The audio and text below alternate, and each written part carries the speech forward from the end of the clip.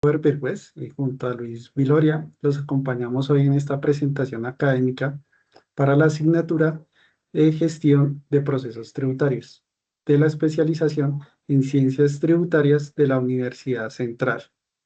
El objetivo de esta sesión es analizar y explicar los elementos esenciales de la obligación tributaria en Colombia, tomando como referencia cuatro impuestos, dos de orden nacional y que serían el impuesto sobre las ventas, el IVA y el impuesto sobre la renta.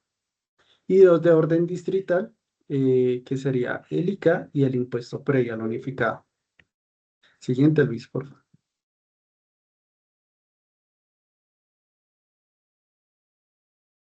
Entonces, dentro del contenido que vamos a ver en la presentación, tenemos como primero el marco constitucional y obligación tributaria, segundo los elementos esenciales del tributo, tercero, el impuesto sobre la renta. Cuarto, el impuesto valor agregado IVA. Quinto, el impuesto de industria y comercio. Sexto, el impuesto predial unificado. Y por último, tenemos el cuadro comparativo y las conclusiones. Siguiente, Luis. Bueno, para comenzar, debemos partir pues desde la fuente constitucional que da vida al sistema tributario colombiano.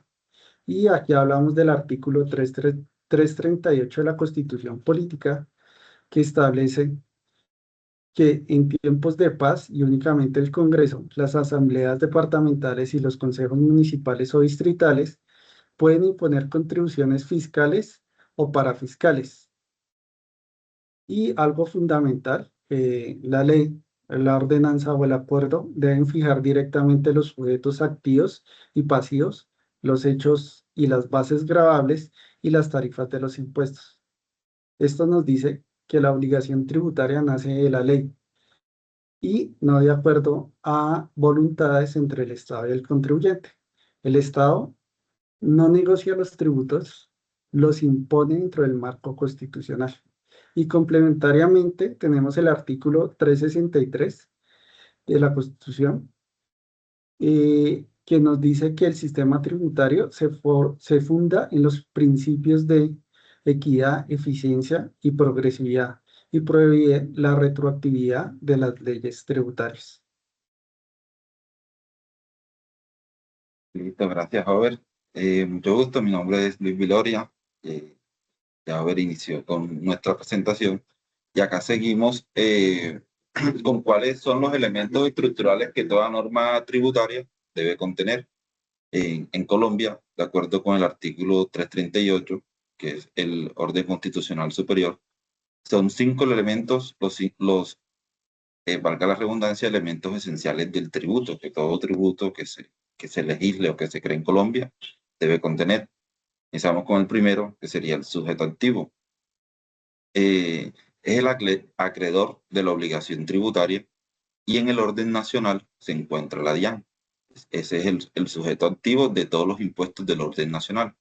La DIAN es su sigla y se expresa como Dirección de Impuestos y Aduanas Nacionales. En Bogotá, para los tributos distritales, es la Secretaría de Hacienda Distrital.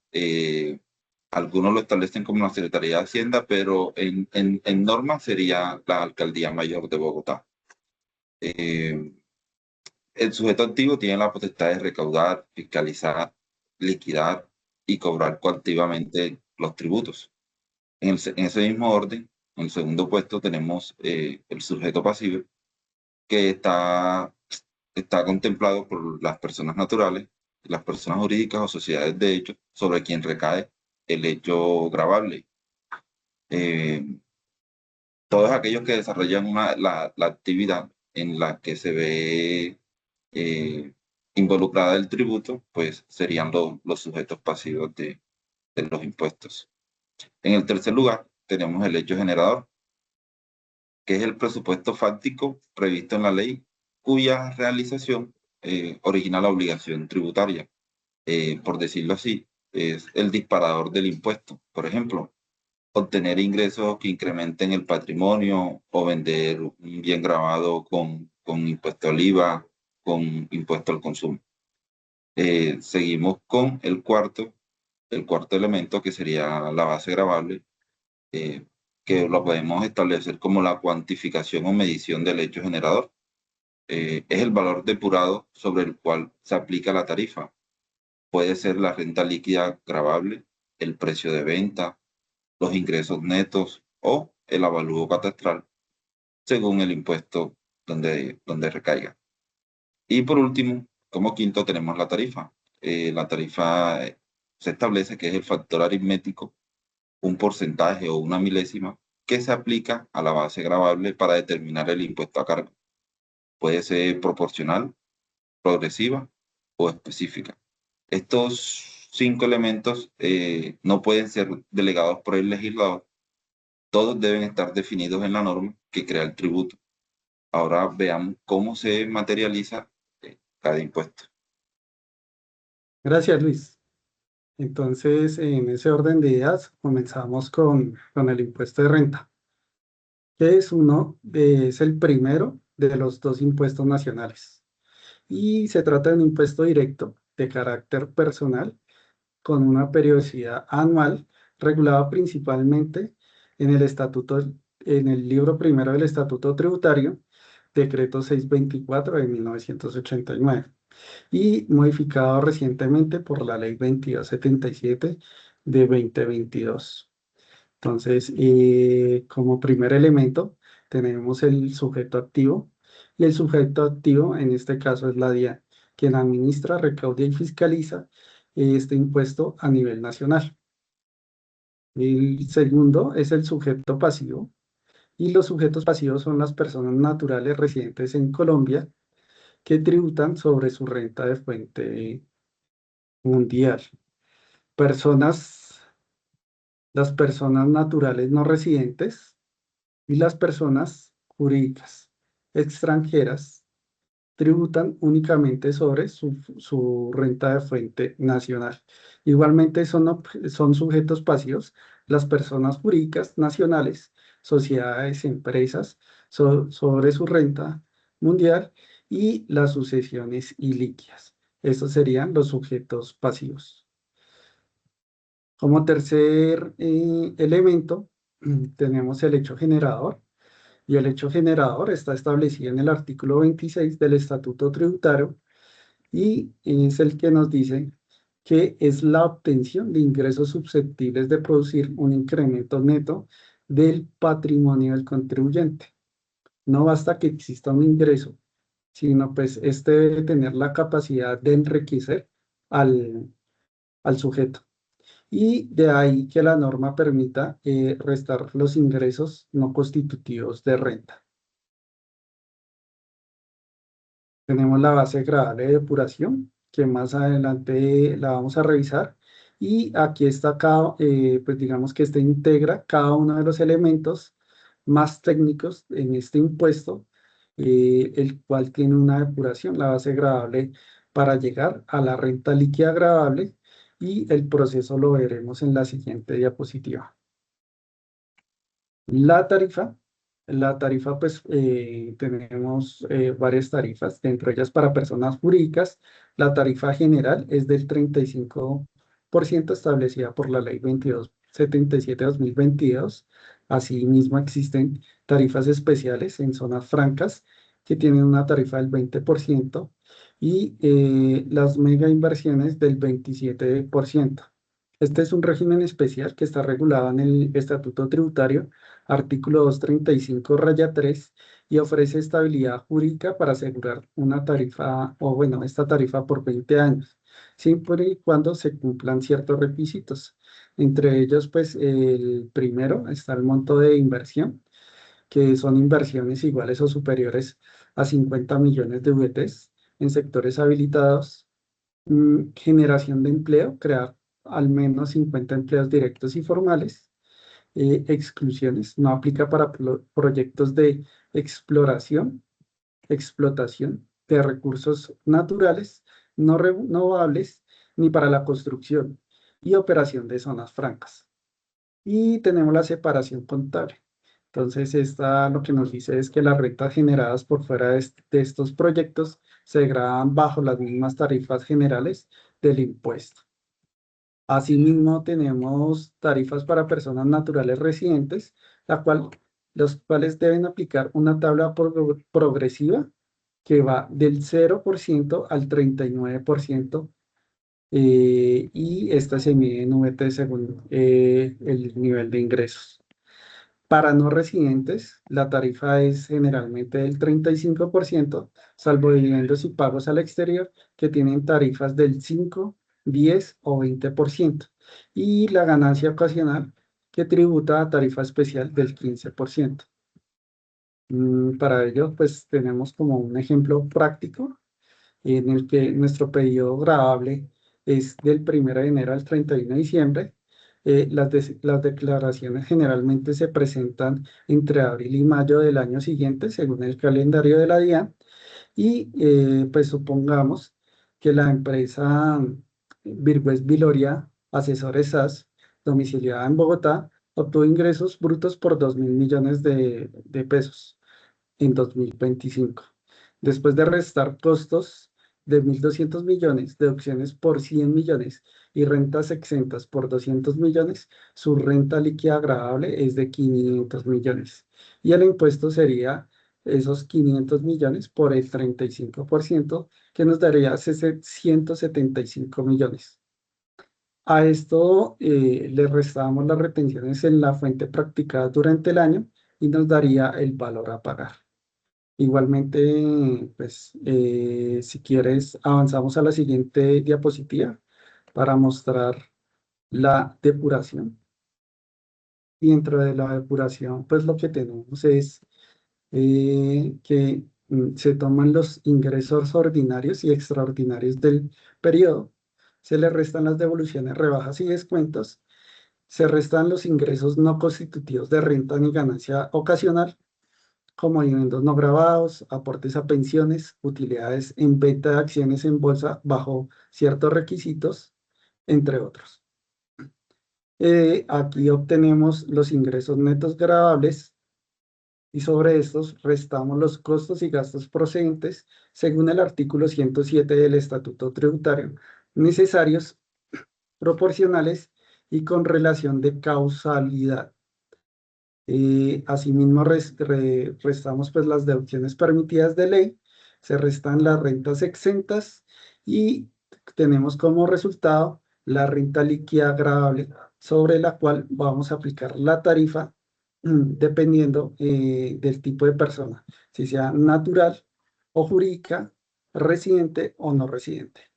Siguiente, Luis, por favor. Continuamos con el segundo impuesto del orden nacional, que sería el impuesto al valor agregado, también llamado IVA. A diferencia de la renta, el IVA es un impuesto indirecto, real y proporcional. Regulado en el libro 3 del Estatuto Tributario, desde el artículo 420 y siguientes, es indirecto porque quien lo paga, el consumidor final, es el consumidor final. Es diferente a quien lo declara y transfiere al Estado. El responsable es el real porque recae sobre la cosa objeto de transacción, no sobre las condiciones personales de cada uno de los contribuyentes. Un ejemplo, cualquier persona de diferente estrato social puede adquirir un producto en un supermercado que esté grabado con el impuesto, pero por ser de diferente condición social o diferentes niveles de ingresos, no quiere decir que el IVA que va a pagar sea menos, sino que es directamente proporcional al valor del producto. Iniciamos con los elementos de cada uno de los elementos que contiene el impuesto al valor agregado. Iniciamos con el sujeto activo, como se lo había expresado anteriormente, sería la DIAN, y esto se encuentra regulado en el artículo 420 del Estatuto Tributario. El sujeto pasivo. Existen dos tipos de sujeto pasivo. El responsable, que sería el vendedor del bien o el prestador del servicio grabado, está obligado a recaudar el IVA, registrarlo, declararlo y pagárselo al sujeto activo, que en este caso es la DIAN. El consumidor final es el sujeto pasivo económico. soporta el costo del impuesto en el precio que paga, pero no interactúa directamente con la DIAN. Esta distinción es clave para entender cómo es el mecanismo en cómo se traslada el IVA desde el consumidor final hasta el sujeto activo, que sería en este caso el fisco. Seguimos con el siguiente, que es el siguiente elemento, que es el hecho generado. El artículo 420 del Estatuto Tributario establece 4 hechos generadores del IVA. 1. La venta de bienes corporales muebles que no hayan sido excluidos expresamente. 2. La prestación de servicios en el territorio nacional, salvo los excluidos. Y 3. La importación de bienes corporales muebles que no hayan sido excluidos. Y 4. La operación de juegos de suerte y azar, con excepción de las loterías. Hay que recordar que la diferencia entre un bien excluido que no genera IVA y no permite descuento de IVA en compras, en comparación con los exentos que sí están grabados, permiten solicitar devoluciones y se encuentran grabados con tarifa cero. Graban, pero a cero. Y sí permiten devolución. Las tarifas que se encuentran vigentes son las del 5%, el 0% pues para los exentos, el 5% y el 19%. Seguimos con el siguiente elemento, que sería la base gravable. La base gravable es el precio de venta del producto, excluyendo devoluciones y descuentos efectivos, y está regulado en el artículo 447 del Estatuto Tributario. Seguimos con el siguiente elemento, que es el periodo. Entonces, existen 3 tipos de periodicidad para este impuesto. Uno es el bimestral, que esto se mide en la cantidad de ingresos que haya poseído la empresa en el periodo fiscal anterior o en el año fiscal anterior. En el año anterior. Según esto, pues puede ser bimestral o podría ser cuatrimestral. Los que facturan entre un rango de VTs inferiores presentan de forma cuatrimestral, y los que sobrepasan ese límite de las 92.000 VTs, pues presentan de forma bimestral. Hay una nueva modalidad que es el anualizado.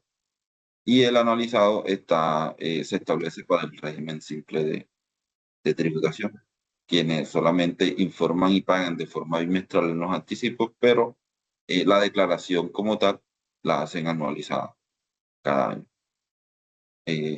Excluidos, esa es una diferencia que es muy importante atenderla y tenerla muy presente, que es la diferencia entre los productos que son excluidos, que no están grabados con el impuesto, los productos exentos que están grabados con el 5, y las 2 tarifas que son como las más usadas, serían del 5 y el 19%. Les voy a hacer un pequeño ejemplo. Una persona va a comprar un electrodoméstico, tiene un precio de 2 millones de pesos, que sería el valor bruto. El impuesto que recae sobre esa compra es del 19%, que serían 380.000 pesos, sería el IVA. Y el consumidor pagaría 2.380.000 por ese electrodoméstico. Listo, vale. Siguiente, por favor. Listo. Listo.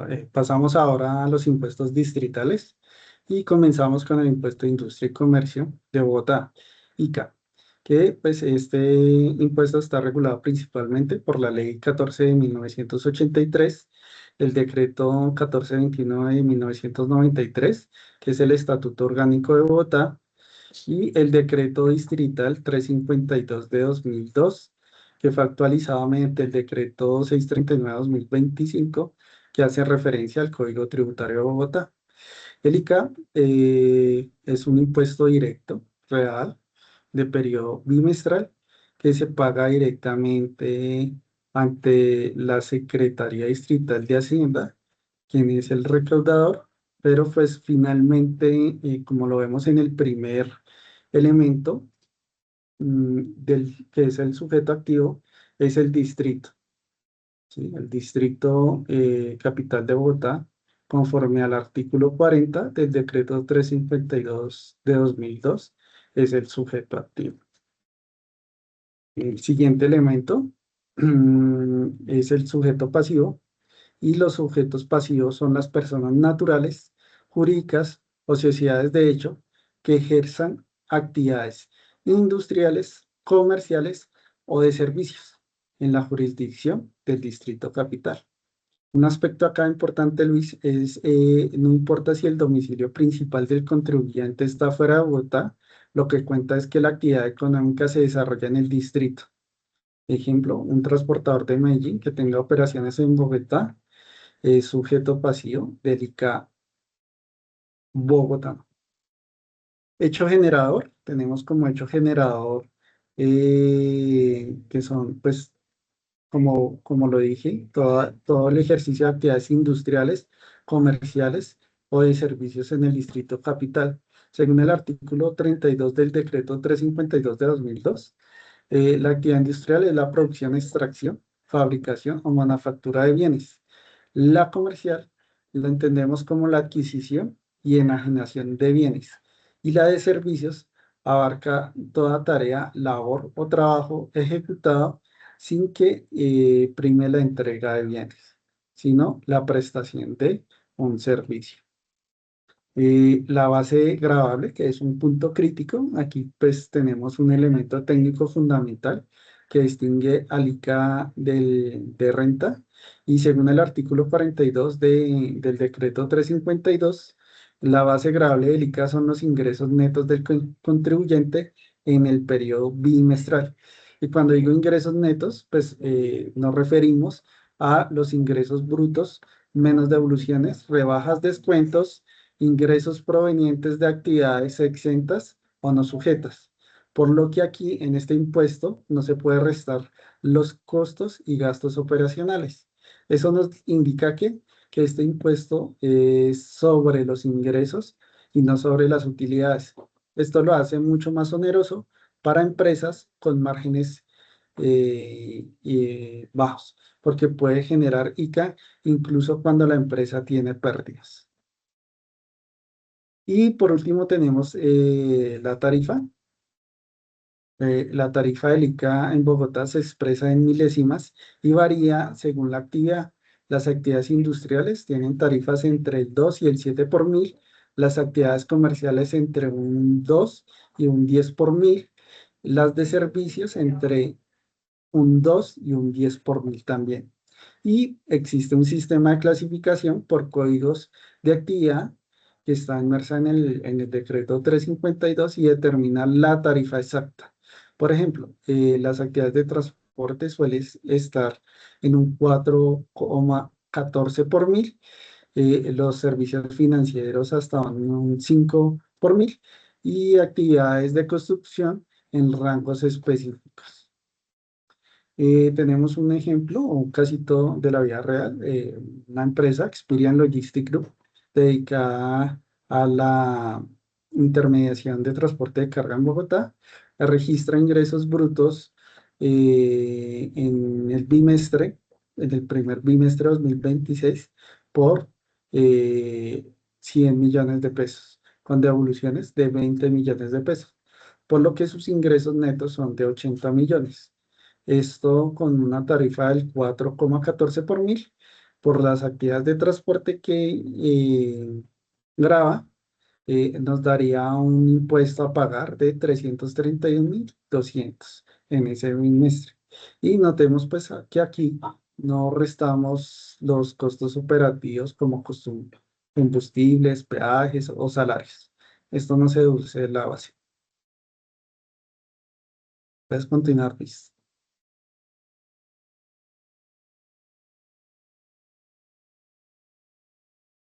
El cuarto impuesto que analizaremos, de segundo del orden distrital o municipal, es el impuesto predial unificado de Bogotá, regulado por la Ley 44 de 1990, Decreto Distrital 352 de 2002, en sus artículos del 14 al 30, y la Ley 1450 de 2011, adicional. También se encuentra regulado en el Acuerdo Distrital 105 de 2003 y es un impuesto directo, real y de periodo anual. Vamos a declarar cada uno de los elementos de este impuesto. El sujeto activo, la Secretaría de Hacienda Distrital de Bogotá, la Alcaldía Mayor de Bogotá, según como está regulado en el artículo 14 del decreto 352 de 2002. El segundo elemento es el sujeto pasivo. El sujeto pasivo es el propietario, el poseedor o el usufructo, el que saca usufructo del predio urbano o rural, que estén ubicados dentro del distrito capital. Si usted es propietario de un apartamento, una bodega o de un lote en Bogotá, es sujeto pasivo del impuesto predial. La condición de sujeto pasivo se determina por la relación jurídica o fáctica con el predio, no por el domicilio del titular, para que lo tengamos presentes. El tercer elemento, el hecho generado, es la existencia como tal del predio en la jurisdicción del distrito capital. Al 1 de enero de cada año, año fiscal o vigencia fiscal, es un hecho instantáneo que se perfecciona en esa fecha. Si usted vende su apartamento el 15 de enero, ya causó el predial de toda la vigencia. Por eso el mercado inmobiliario típicamente hace un acuerdo de prorrateo entre vendedor y comprador para despejar este impuesto que recae sobre los predios. El cuarto elemento es la base gravable. La base gravable es el avalúo catastral del predio, determinado por el IGAT, el Instituto Geográfico Agustín Codazzi, o por la Unidad Administrativa Especial de Catastro Distrital en Bogotá. Si el propietario realiza un avalúo que supere el avalúo catastral, ese autoevalúo será la base para el impuesto predial. Cabe precisar que desde la Ley 1450 de 2011, los avalúos catastrales deben actualizarse para aproximarse al valor comercial del predio, y esto ha generado cierto incremento en la base gravable del impuesto predial. La normatividad, como se lo expresa, está regularizado en la Ley 44 de 1990, el Decreto 352 del 2002, los artículos del 14 al 30, la Ley 1450 del 2011 y el Acuerdo 105 de 2003. Aquí nos falta agregar el quinto elemento, que es la tarifa. Las tarifas se expresan en milésimas y varían según el uso y el estrato del predio. Para predios residenciales por estrato 1 y 2, la tarifa es del 1%. Para estrato 3, entre el 3 y el 4%. Para estrato 4, entre el 5 y el 8%. Para estratos 5 y 6, entre el 9 y el 16%. Y para predios no residenciales, comerciales, industriales, institucionales, las tarifas oscilan entre el 5 y el 33%, según el uso. Los predios urbanizables, no urbanizados, y los de desarrollo incompleto tienen tarifas más altas como mecanismo para desincentivar la especulación inmobiliaria. Existe también un descuento por pronto pago. Por lo general, la alcaldía de Bogotá todos los años sacan esa opción. Si se paga el impuesto predial antes de la fecha máxima de pago, les otorgan un descuento del 10%. Eso con el fin de anticipar el recaudo de este impuesto. Entonces, vamos con un ejemplo real para darle una visión un poco más amplia de cómo se realiza el cálculo de este impuesto.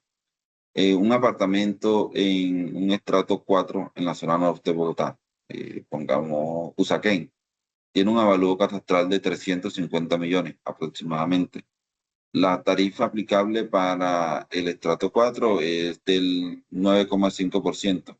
El predial anual sería tomar los 350 millones del avalúo catastral multiplicarlo por el 9,5 por mil, y eso daría un impuesto predial unificado de 3.325.000 pesos.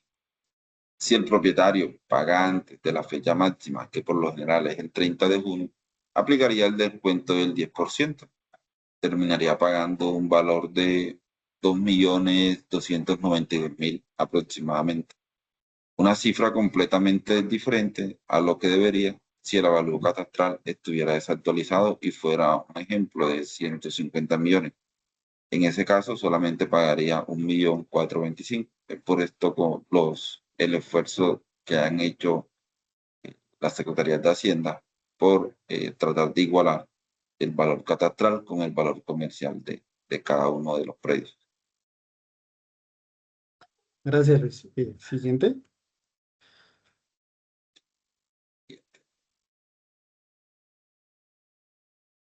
Bueno, para cerrar, vamos a comparar los cuatro impuestos en el siguiente cuadro.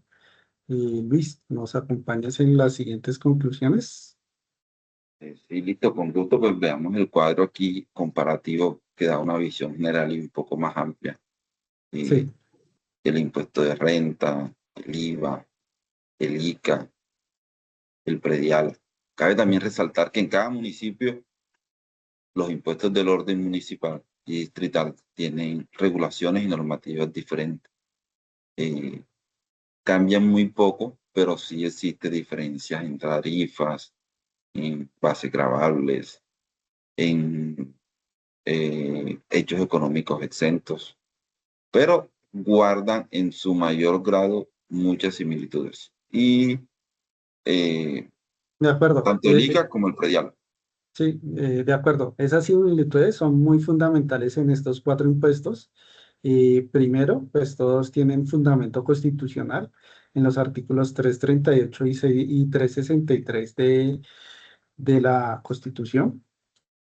Segundo, todos comparten mínimo, pues los mismos cinco elementos estructurales de la obligación tributaria. Y tercero, todos generan obligaciones formales, que serían las de declarar, y sustanciales, las de pagar. Y como última y cuarta, todos están sujetos a facultades de fiscalización por parte del ente recaudador.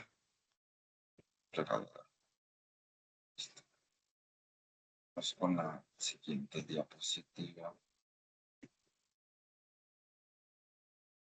Bueno, y aquí pues ya entramos en... Ah, bueno, estas son pues como las similitudes y diferencias claves que dijimos. Siguiente, Luis. Yo quiero agregar algo ahí con el tema de las Sí, diferencias, que son igualmente relevantes en cuanto al ámbito. Renta e IVA, pues son nacionales, mientras que el ICA y el predial son impuestos distritales para Bogotá. En cuanto al tipo, el IVA es el único impuesto indirecto. Se traslada directamente al consumidor final del producto. Los demás son directos y los asume el sujeto pasivo. En cuanto a la base, el impuesto de renta permite la depuración de costos, gastos, mientras que el ICA solo permite descontar devoluciones de los ingresos gravables. No permite deducir costos. Y en cuanto a las tarifas, renta e IVA usan porcentajes, mientras que ICA y predial usan milésimas por la naturaleza de sus bases. Continuamos ya con las conclusiones. sí, como conclusiones, pues la primera, lo que hemos venido desarrollando, podemos afirmar que Colombia tiene un sistema tributario escalonado. Eso quiere decir que distingue entre tributos nacionales y territoriales con recaudadores y normativas diferenciadas. En este caso, pues los tributos nacionales están como sujeto activo a la DIAN y territoriales el- la Alcaldía Mayor de Bogotá. Ok, en la segunda conclusión, eh, conocer con precisión los 5 elementos estructurales de cada impuesto: sujeto activo, sujeto pasivo, hecho generador, base gravable y tarifa. es el primer paso indispensable para cumplir correctamente con las obligaciones tributarias y poder desprenderse de ahí una planeación fiscal eficiente. Bueno, de la tercera conclusión, eh, como tercera conclusión, tenemos que el IVA es un impuesto indirecto y se traslada al consumidor final. Los demás, eh, los demás los asume el sujeto pasivo. Listo. La cuarta conclusión, la actualización catastral. eh, La actualización catastral tiene un impacto directo en el predial y en la carga tributaria de los propietarios del bien. Comprender estos elementos permite a los profesionales tributarios y a los contribuyentes anticipar, planear y optimizar su cumplimiento del marco legal. Sí, acá pues dentro de ese impuestos distritales también está el ICA, que es un impuesto de alta incidencia para las empresas bogotanas con operaciones de alto volumen y margen reducido, y precisamente es porque no permite descontarse los costos en la base gradable, como ya lo habíamos indicado.